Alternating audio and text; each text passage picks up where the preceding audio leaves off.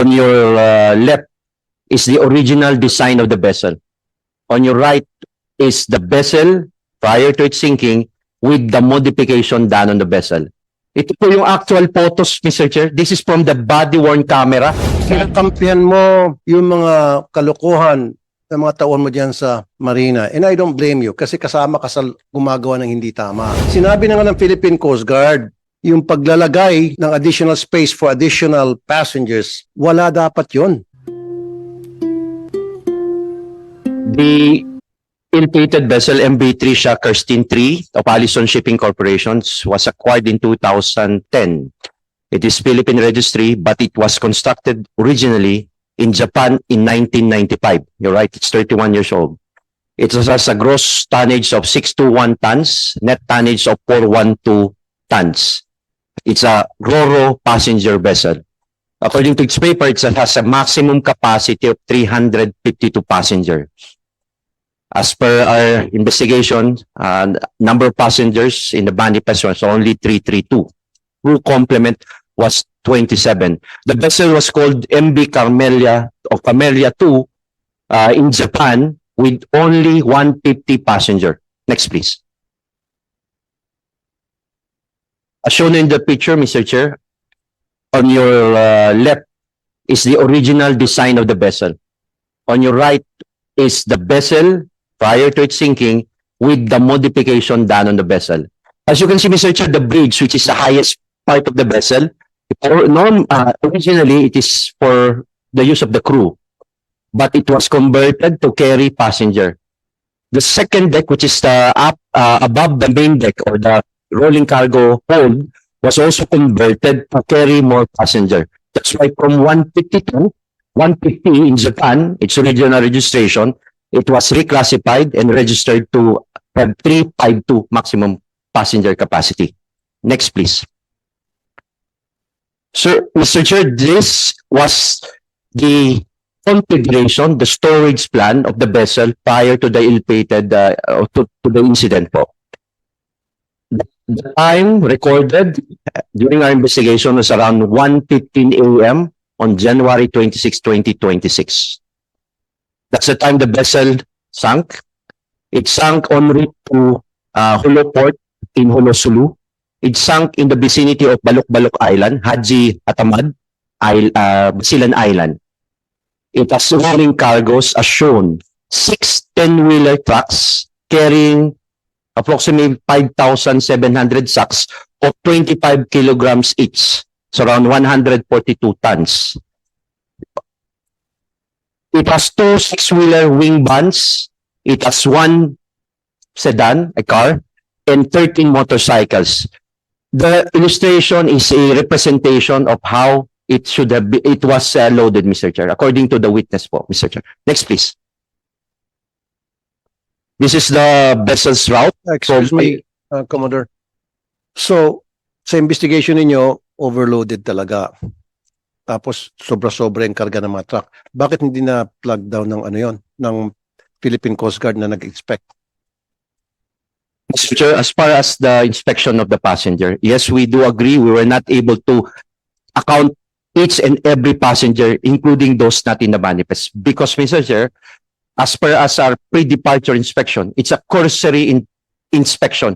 Meaning, Mr. Chair, we go around the vessel based only on the manifest and what was presented to us in the Master's Declaration of Safe Departure. It's the... Wala tayong ginagawang head count?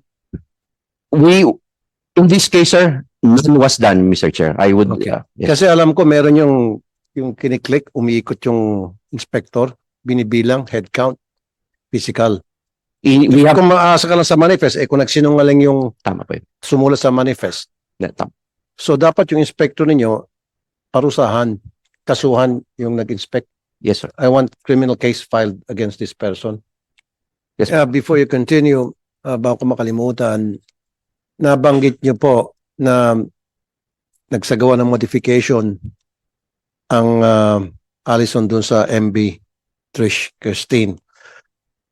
Marina, kapag ang isang barko ay minodify, do they have to get a permission from Marina? Yes po, Mr. Chair. So, binigyan niyo po sila ng go signal na i-modify on? And then after it's been modified, did you inspect it? Yes, sir. Based on the records, the vessel was imported in June 2010. It was modified in September 2010. Right. The modification of or alteration of any vessel entails series of processes. One, they have to submit a new vessel Kaya naman plans. pinayagan nyo. Yes po. Humingi silang permiso sa inyo. Yes po. So after na modify yun, in-inspect nyo. Yes, sir. Series of inspection from the Exactly. vessel plans, load So line. nakita mo naman, sinabi ng Philippine Coast Guard, yung dapat accommodation ng para sa crew, ginawang accommodation para sa maraming passengers. Doon pala may violation na agad. Ba't nakalusot yun? Sir, I'm not a technical person, but I guess it is this all passed through the technical, meaning the naval architects and engineers. So from the plans, i-check po if possible to have alteration, if it's allowed. Then meron po tayong tinatawag na load line, computation or calculation that will determine the load factor or the maximum load. Ma'am, yung barko, it was built na para ma-accommodate certain numbers of passengers. Okay? At doon sa tuktok, sabi nga ng Philippine Coast Guard, dati yun, accommodation for the crew. Meaning, pag crew, ilan lang yon? 10, 15. Ginawang pampasahero na. O doon pa lamang, sumobra na sa capacity. Kasi nga, pag naglagay ka ng space sa taas para sampahan ng mga pasahero as opposed to dapat sa mga crew lang, so pinapayagan nyo na mag-overloading. Doon pa lamang, agad-agad, you are allowing them, giving them permission to na magkarga ng excess passengers. Sir, with due respect, we cannot say that overloading na po kaagad kasi as I am saying po, after the alteration, magre-recompute po lahat ng stability, the trim, the load line capacity. Alam mo ba, Okay. kinakampihan mo yung mga kalukuhan ng mga tauhan mo diyan sa Marina. And I don't blame you kasi kasama ka sa gumagawa ng hindi tama. Sinabi na nga ng Philippine Coast Guard na yung paglalagay ninyo ng additional space for additional passengers, wala dapat yon. Dahil para sa crew members lamang yon. So, nagdagdag ng space ang may-ari ng barko para ma-accommodate na more passengers. That ship was built for a certain number of passengers that can be accommodated. Yun yung structure ng barko. Binago nyo eh. Nagas nyo po. Parang walang iniwan yan sa nagpatayo ko ng building hanggang 5th floor. And then naglagay ka ng isang building, isang palapat pa para maging 6th floor. Makukompromise ka yung structural ano noon. Diba? Mr. Chair, if I may, Go ahead. with your indulgence. Tanong ko lang kay sa Administrator Marina. Ito pong alteration, do you have, kailan po yan pumasok sa inyo yung records na it was approved by your technical and engineering, siguro inyo pong unit, no? That approves it. Based po sa record 2010. So, upon entry before operation, nagkaroon na po siya ng alteration. And I have seen the plan signed by the private naval architect and checked by the Marina naval architect as So, well. before this vessel operated here in the country, inalter na mo muna Yes yung po. taas po. Kasi Yes ang ano po. dyan, Mr. Chair, parang dito sa ating bansa, kasi Japan is very conscious sa safety, no? Kasi ito, siguro kung yun talaga ang specs niya, yung po mga truck natin, kaya nasisira ho mga kalye natin, yung mga dump truck na sa Japan, ganun lang ho ang yung likod, dumpster. Sa atin po, dahil kaya na makina, dumodoble, triple, kaya ho nasisira ang kalye. Kung ganyan lagi mangyayari sa atin, Mr. Chair, if our agencies are allowing it, talagang there will be disasters waiting to happen. Sa truck pa lang ho yan, Mr. Chair. So I just want to take note. Yung mga truck dating dump truck, doble or triple kasi kaya ho ng makina. Nasisira yung kalye natin. Pero kung titignan nyo sa Japan, ganun lang ho yung kalahati lang ho yung dumpster niya. Yun nga ang sinasabi ko kanina, Administrator, yung structural integrity ng barko na compromise na dahil nagdagdag ng space for more passengers. The builder of that ship, they have in mind na only certain of number of passengers ang magkakasya based on their calculations. And then nag-alter, nagdagdag ng space para matagdag ng pasahero. So kung pag-uusapan natin, kung tatanungin natin yung shipbuilder niyan, nag-build niyan, overloading na yun. Kung sila ang tatanungin. Yun po yun, ma'am, yung point ko. So dapat, hindi nyo inalaw. Dapat hindi nyo pinayagan. Saka ma'am, mind you, talagang malaking kapabayan ninyo dyan sa marina. Kung ako tatanungin, dapat duse-dusena masisibak dyan. Kasi tulad ng Allison, 2019 pa, tuloy-tuloy yung kanilang mga barko ay nadidisgrasya left and right. 32 maritime incidents involved itong Allison. Hanggang sa pinarating nyo dito ngayon. Sa ganitong sitwasyon. Okay? Philippine Coast Guard, please continue. Thank you, Mr. Chair. Sir, Mayor. Okay, sir. Sir, also, okay na po. Wala dito sa... Meron po ba kayo sa screen? Yeah. Next slide, please. Mr. Chair, a very crucial part of the Marine Casualty Investigation Board report, which I have with me today, as of 10 February 2026, Mr. Chair, is the weather condition at the time. Shown in the screen is the Pag-asa weather forecast on 25 to 2604 January 2026. Prevailing wind at that time is moderate, Mr. Chair, shown in the slide 2 up. There is no localized weather forecast for the area of Zamboanga, the area in review, but we do have the weather forecast. There was no tropical cyclone warning because the Philippine Coast Guard, as far as our safety concern, function is to not allow vessel to sail 300 gross tons and below if there is a weather forecast signal storm number 1. So wala pong bagyo nung time, Mr. Chair. So as far as our diligence in ensuring that vessels do not sail when it is unsafe to do so, nagawa po yan ng ating Philippine Coast Guard. Next, please.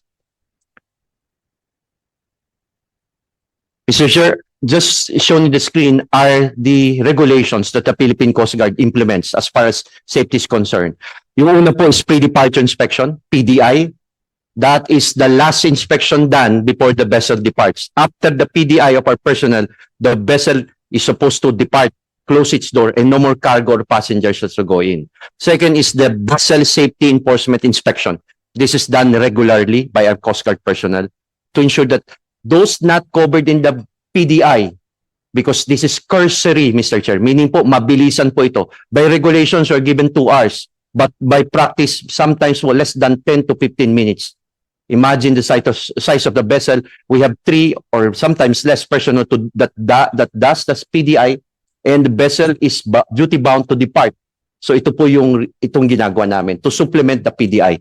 Lastly is the emergency readiness evaluation, ERE, which is also done regularly by the Philippine Coast Guard.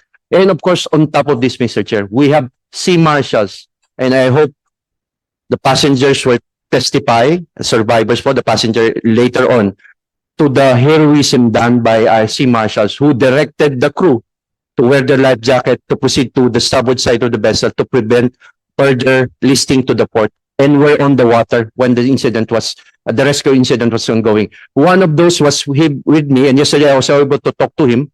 He said he gave his life jacket so that some of the passengers will have it. He was clinging into a floating biscuit or yung mga biscuit po just to stay alive. And he was reporting po. Next slide, please. How Sir, much longer, Commodore, Ah, yung presentation? medyo mahaba, sir. So, Hindi pwede. Opo, sir. limited I-ano yung ko time na lang natin. po. Please wrap up. Yes, sir. Ito po yung delineation po ng responsibility po natin sa Philippine Coast Guard. Wala po kami dun sa design, sa construction. Doon lang po tayo sa safety. Kaya po may PDI tayo. Next slide, please. Ito po yung actual photos, Mr. Chair. This is from the body-worn camera or alternate recording device of the Sea Marshals. Ito po yung picture niya. As you can see, ito po yung cabin area where the passengers staying po.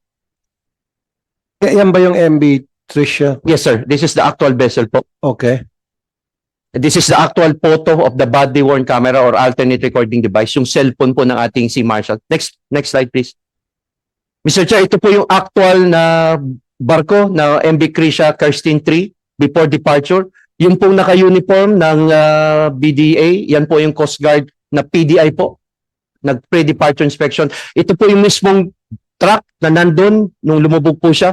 Kung makita niyo po yung nakabilog, yun po yung mga lashing. Ito Okay. po yung chain po na nila-lash niya yung barko, yung sasakyan, truck po, harap at likod, at meron pa po siyang flexible, yung pong tali na lashing po natin, wrap around dun sa motor vehicle po. Kung makita mo, Mr. Chair, yung pong ating inspector, nag-testify sa akin, sinipa niya ito, tinignan niya kung tight. Second po, kung makita niyo po, may mga slot pa po na bakante. Kaya nga po yung kaninang tanong mo kung overloaded po, as per our investigation po, ito po initial lang muna, ang maximum niya po dapat 412 as per as registration tons po. Yung calculated po actual it was only 390. So wala pong overloading as far as the total weight, cargo, vehicle kasama. 4112, 390 po. Next slide please. So itong mga event na lamang po ito just to show you kung ano pong ginawa ng Philippine Coast Guard, the Navy, the PNP. Wait a minute. Sabi nyo walang overloading doon. Ang sabi ng DOTR meron. So hindi kayo magkakatugma. Yes sir. Sabi mo sa inyo, sabi nyo total weight kasama ng passengers and cargos. So hindi sila nag-exceed. Sir, ito po yung initial po based po dun sa interview namin sa officers. But again, Well, your officers would have lied, that's Commodore, for one reason or another. Eh, may mga witnesses na nagsabing pag andar pa lang daw ng barko, hirap na raw. Parang feeling nila talagang overloaded na yung barko. At saka sinabi ni DOTR, sa investigation nila, initial overloading yung nangyari dito. And then Coast Guard inspector said, wala. Mr. Chair, yung pong pagsisinungaling ng ating person, that's another violation po. If found guilty po, they can be Kasuhan mo yung Yes po, sir. sinungaling na yes po sir. personal ninyo nagsabing walang overloading. Yes po sir. Baka nabayaran yon. Kasi yung mga witness namin, sabi may mga nakatayo daw eh. Di ba dapat kung ilan yung number of cat beds, yun din ang number of passengers lang. Eh puno na yung cat bed, pero meron daw mga nakatayo sa gilid. So ibig sabihin, walang mga cat bed yun. Excess passengers yun. Tama po. Doon pa lang overloading na. Yes sir, if I may po, kung papayagan po tayo, yung mga survivors po, may office po, ang Internal Affairs Service, hingi po kami ng sworn testimonies po kayo sa inyo para po kasama yan sa criminal case na papile po natin sa ating mga personnel on top of the admin po. Okay. Makasa po kayo. Thank you, Sige. Mr. Chair. Okay, thank you. Yes, sir. Next, please. Next slide. Gaano katagal pa po? I-skip mo na lang po ito. Sir, ito po yung yung kanina. Kung mapansin niyo po yung kulay blue, based po sa testimonies ng crew, ito po yung sitwasyon ng barko bago po magsimulang mag-list na po sa port site. Okay. Next slide please. Makita niyo po ito na. Yung kulay blue po, yun po yung tubig. Okay. Kasi po maring tanong nyo, ano ang initial finding natin sa cost ng investigation po? There was an ingress po ng seawater on the vessel, mainly on the car deck. Ang sabi ng ating interview po sa mga engineers, wala po sa makinang pumasok. So walang leak sa makina. But there are spaces on the vessel, including ballast tank, copper dam, void spaces, na pag hindi po na-check na gusto, pwedeng pagmulan ng tubig. Okay, Yes, yung nag-imbestiga na sabi hindi overloading, dumaan ba sa weighbridge yung mga truck at sinertify niya? At nasaan yung dokumento na sinertify niya na tama yung way ng mga truck na inilagay sa barko? Kasi hindi naging balance yung takbo ng barko eh. Ibig sabihin, hindi equally distributed yung weight. Kaya nga, nag-tilt. So, yung inyo pong inspector, nag-certify na walang overloading, kasuhan niyo po yun dahil sinungaling. Thank you, Mr. Chair. Yung pong gamit ng weighbridge, which is a requirement po para malaman ng ship officer, particularly the shipmate, para sa cargo So, storage. po. Wala po yatang, hindi po dumaan sa weighbridge para hindi po nila tinimbang, kaya ito po tansya. Exactly. Opo. Yun. Pag sampa, adjust. Correct. So, tansya-tansya lang siya. Which is wrong, Mr. Chair. And yung pong sinabi kanina na narinig ko po na mayroon pong Okay. hirap yung makina. Coast Guard, okay na po ako. Thank you, sir. Okay na po. Maraming salamat, Mr. Thank Chair. you.